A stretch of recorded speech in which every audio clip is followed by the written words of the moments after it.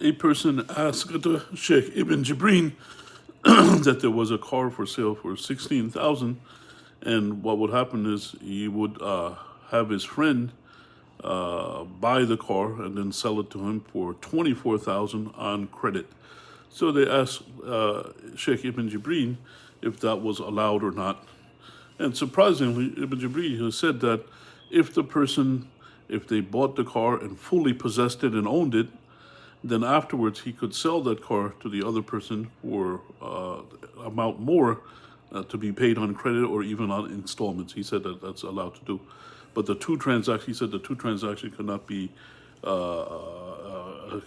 on condition of each other. It has to be completely possessed by the first person, and then how he bought it before is disregarded, and then you look at the transaction that he's selling the car to the other person for the amount of 24,000, and which can be paid on credit or could be paid on installments. So that's how the Sheikh answered.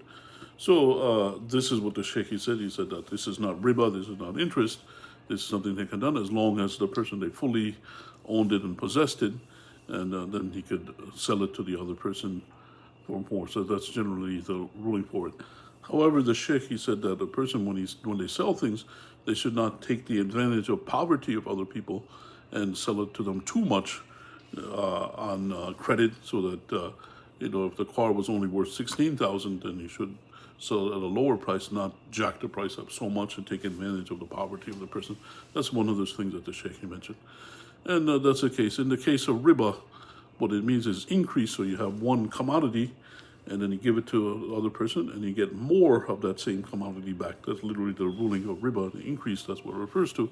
And it could be in money, and it could be for other items as well. That's what's mentioned in the books of fiqh of ribaa.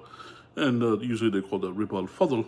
That means more virtuous one thing than the other. So that's really the ruling of the ribaa. And you have to look at it like pork. It's haram to eat the pork, so it's haram to do transactions like that.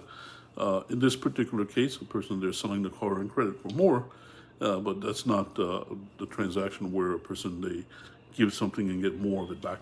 And Allah knows best, and may peace and blessings be upon Prophet Muhammad sallallahu alaihi wasallam.